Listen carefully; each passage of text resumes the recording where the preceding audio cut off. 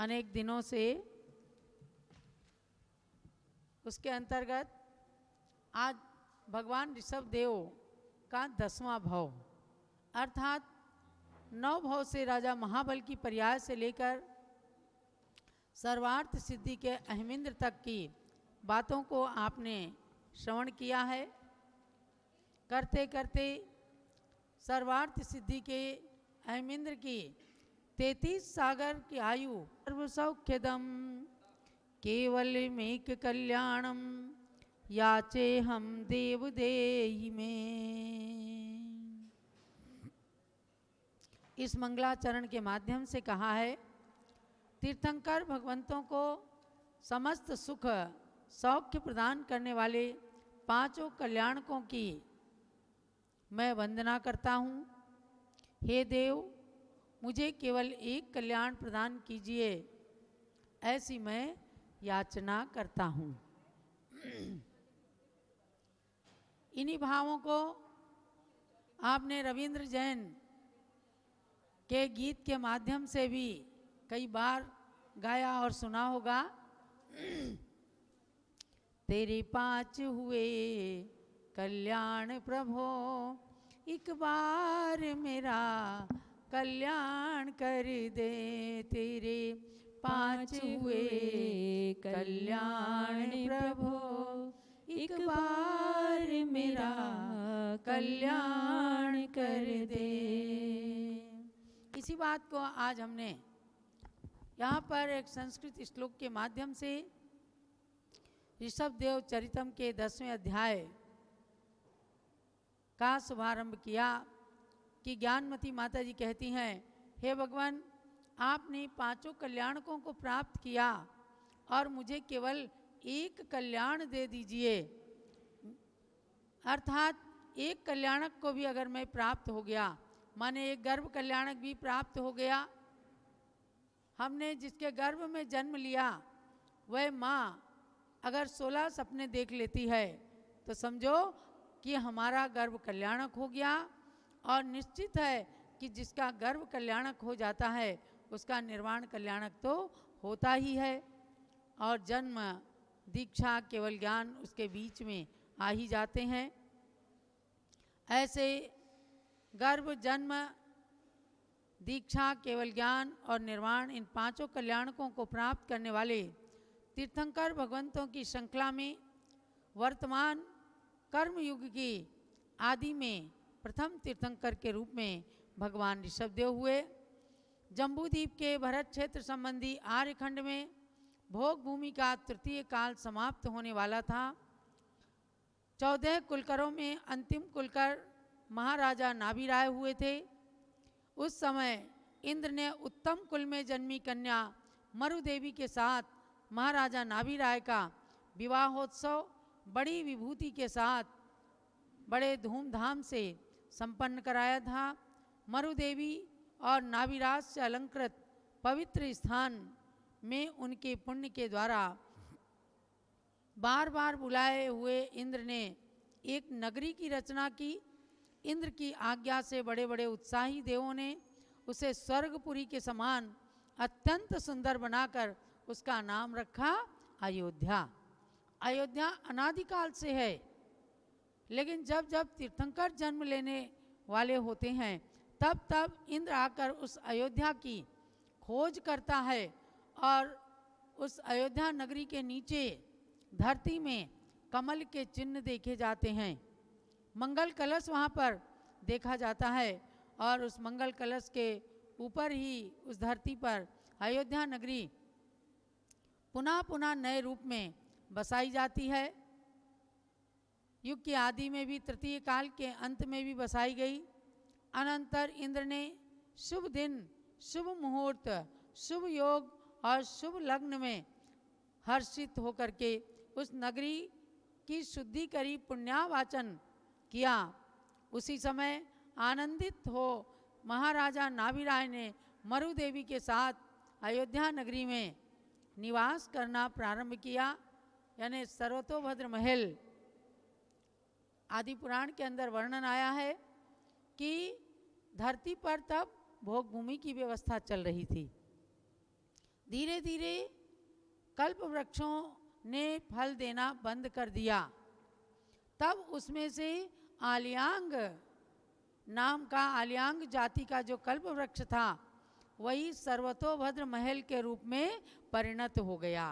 81 मंजिल का सर्वतोभद्र महल बन गया और उस सर्वतोभद्र महल में महाराजा नाभि राय, महारानी रानी मरु देवी को पुण्यावाचन के साथ, वास्तु शुद्धि के साथ वास्तु विधान करके और इंद्र ने सर्वतोभद्र महल में दोनों को प्रवेश कराया और इन दोनों महान आत्माओं के सर्वज्ञ ऋषभदेव पुत्र जन्म लेंगे, ये समझ करके इंद्र ने अभिषेक पूर्वक उन नाभि राय और मरु देवी की महती पूजा की।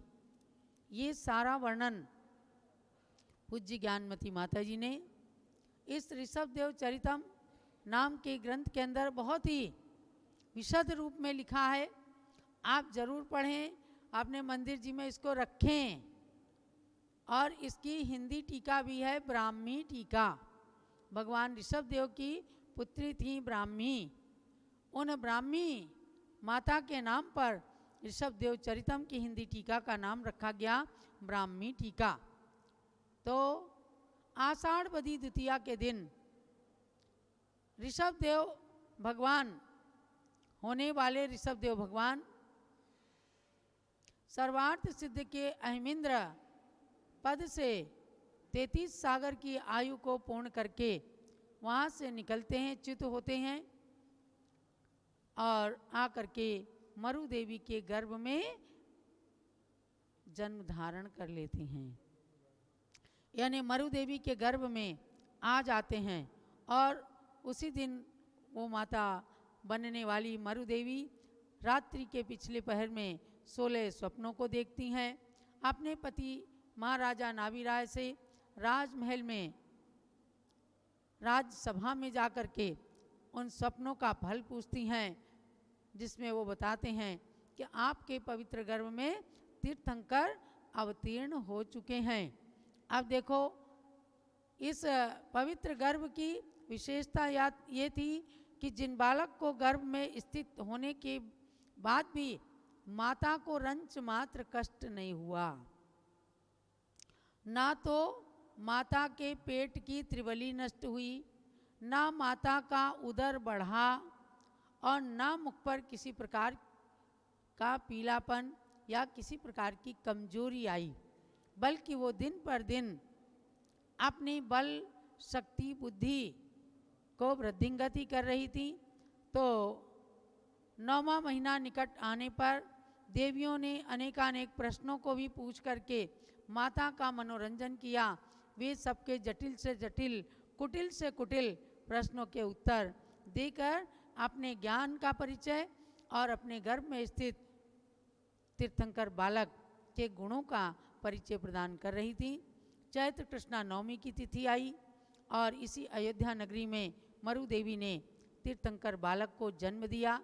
पूरा स्वर्ग उतर करके मध्यलोक में धरती पर आ गया।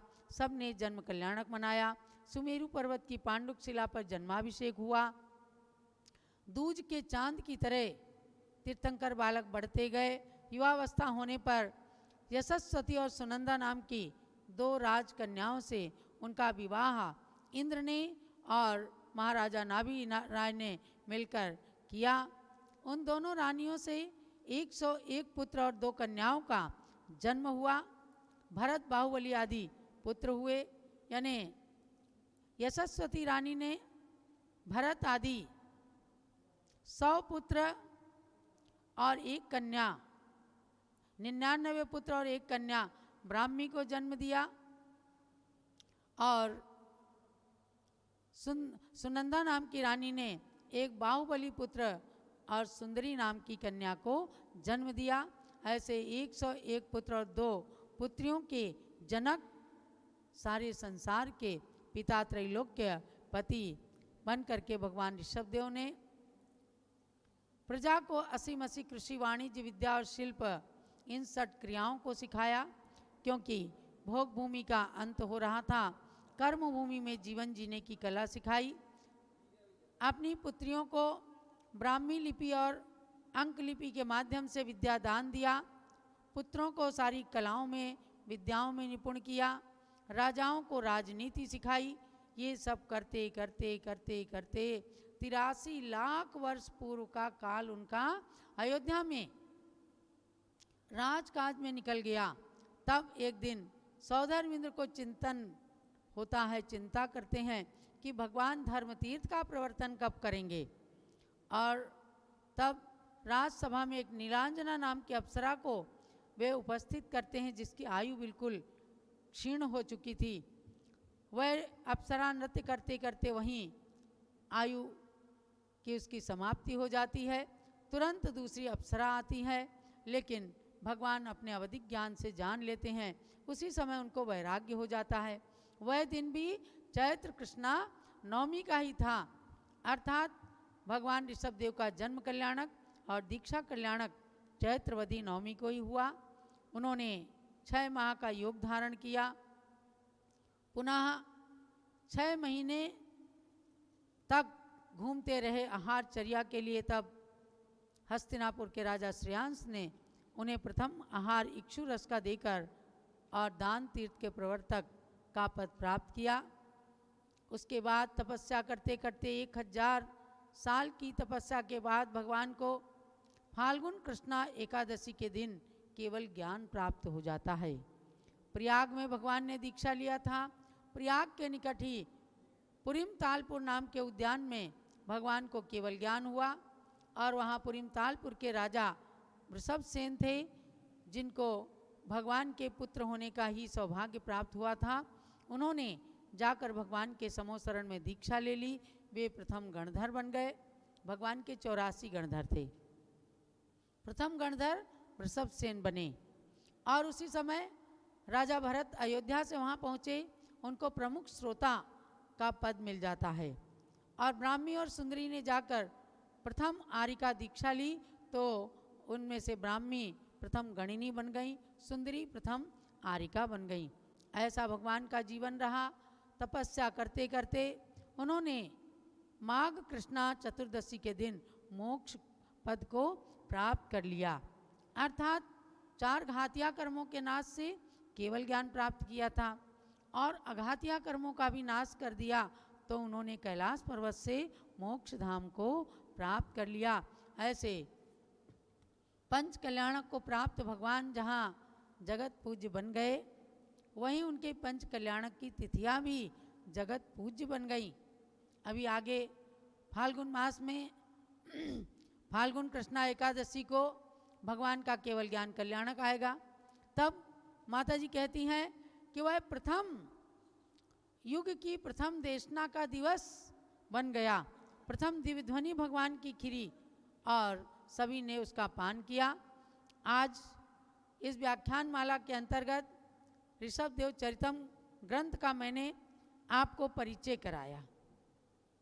ऐसे तो भगवान ऋषभ देव के बारे में आप सुनते ही रहते हैं, लेकिन मेरा माध्यम था कि भगवान ऋषभ देव के निर्वाण कल्याणक के अवसर पर 15 दिन की हम व्याख्यान माला रखें।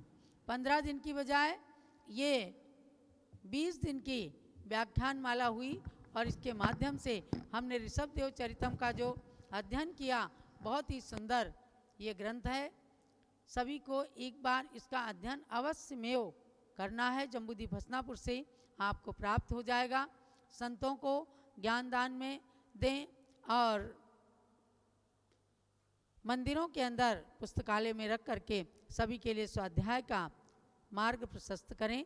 यही आप सबके लिए मंगल प्रेरणा है।